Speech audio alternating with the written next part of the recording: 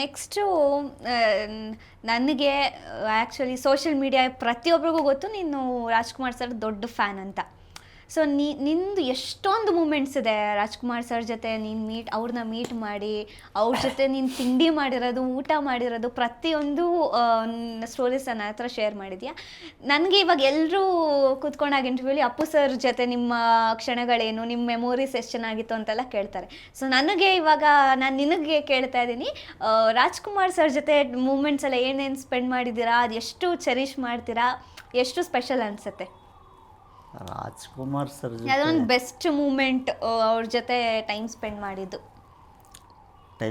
ಮಾಡಿದ್ದು ಅನ್ನೋದಕ್ಕಿಂತ ಅವ್ರನ್ನ ಮೊದಲನೇ ಸಲ ನಾನು ಭೇಟಿ ಮಾಡಿದ್ದ ಎಕ್ಸ್ಪೀರಿಯನ್ಸ್ ತುಂಬ ಚೆನ್ನಾಗಿದೆ. ಎಲ್ಲಿ? ನಾನು ಅವಾಗ 3rd ಸ್ಟ್ಯಾಂಡರ್ಡ್ ಓದ್ತಾ ಇದ್ದೆ.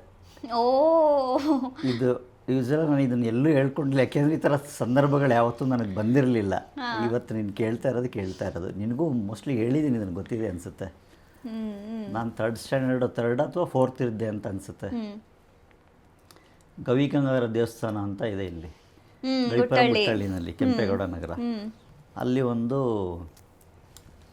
ಕಳಶನ ಶಂಕುಸ್ಥಾಪನೆ ಮಾಡೋದಕ್ಕೆ ಬಂದಿದ್ದರು ರಾಜ್ಕುಮಾರ್ ಅವರು. ಆವಾಗ ನಮ್ಮ ತಾಯಿಯವರ ತಾಯಿ ನಮ್ಮ ಅಜ್ಜಿ ಬಂದಿದ್ದರು, ಊರಿಂದ ಬಂದಿದ್ದರು.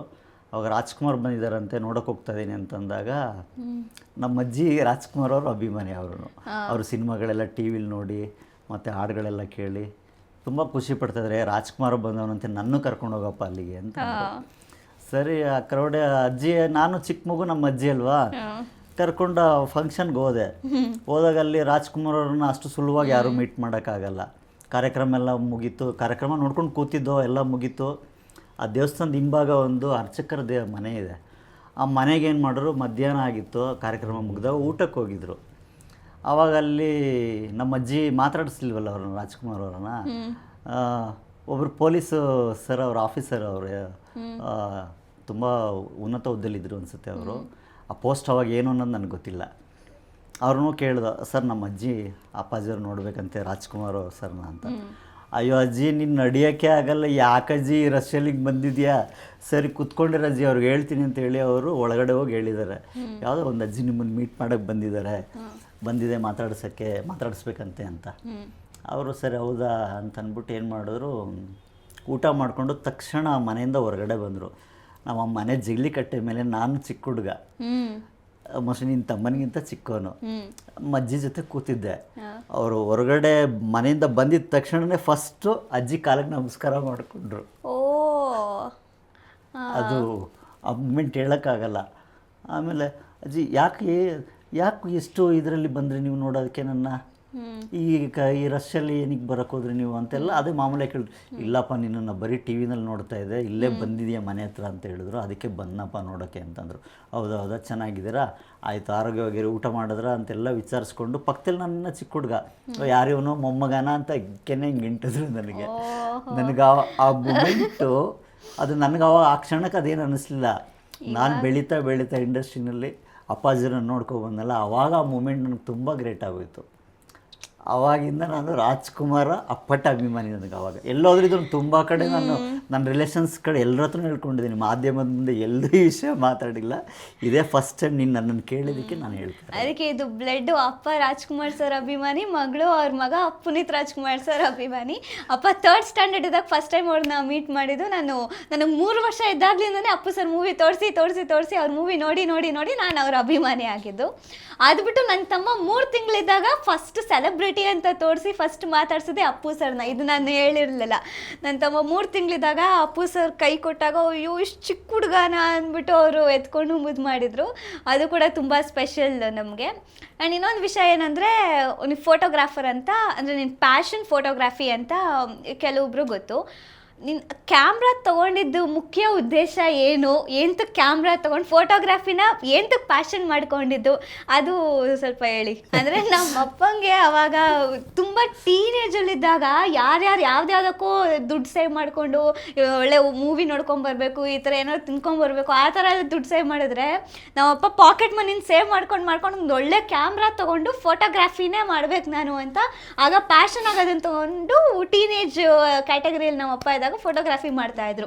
ಅವಾಗ ಇಂಡಸ್ಟ್ರಿಗೆ ಹೋಗಿದ್ದು ಅಪ್ಪ. ಸೊ ಅದು ಏನಕ್ಕೆ ಮಾಡಿದ್ದು? ಅವಾಗ ಇಂಡಸ್ಟ್ರಿ ಏನಂತಂದರೆ ಕ್ಯಾಮ್ರಾಮ್ಯಾನ್ಗಳಿಗೆ ತುಂಬ ರೆಸ್ಪೆಕ್ಟ್ ಅಂದರೆ ಅವಾಗ ತುಂಬ ಕಡಿಮೆ ಫೋಟೋಗ್ರಾಫರ್ಸ್ಗಳು. ಈ ಯಾವುದೇ ಒಂದು ಸಿನಿಮಾ ಸಮಾರಂಭಗಳಾಗಲಿ ಇನ್ನೊಂದಾಗಲಿ ಫೋಟೋಗ್ರಾಫರ್ ಇದ್ದಾರೆ ಕ್ಯಾಮ್ರಾ ಹಾಕೊಂಡು ಬಂತು ಅಂತಂದರೆ ಅವ್ರನ್ನ ಯಾರೂ ತಡೀತಾ ಇರಲಿಲ್ಲ. ನಾನು ಇದನ್ನು ತುಂಬ ಕಡೆ ಎಲ್ಲ ನೋಡಿದ್ದೆ. ಅಪ್ಪಾಜಿಯವ್ರ ಹತ್ರ ಫೋಟೋಗ್ರಾಫರ್ ಯಾರು ಬಂದಿದ್ದಾರೆ ಅಂದರೆ ಅಪ್ಪಾಜಿಯವ್ರನ್ನ ತುಂಬ ಹತ್ರದಿಂದ ಹೋಗಿ ನೋಡೋರು, ಮಾತಾಡ್ಸೋರು. ಯಾಕೆಂದರೆ ಫೋಟೋಗ್ರಾಫರ್ ಅಲ್ವ, ಅವ್ರನ್ನ ಬಿಟ್ಬಿಡೋರು.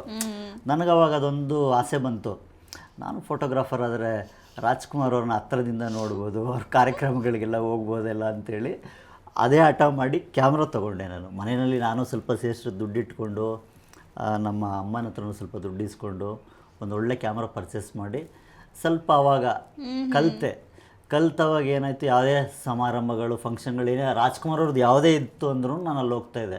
ನನ್ನನ್ನು ಯಾರೂ ತಡೀತಾ ಇರಲಿಲ್ಲ. ಕ್ಯಾಮ್ರಾ ಹಾಕೊಂಬಂದರೆ ಫೋಟೋಗ್ರಾಫರ್ ಅವ್ರು ಬಿಟ್ಬಿಡಿ ಅಂತ ಹೇಳಿ ದಾರಿ ಮಾಡಿಕೊಡೋರು.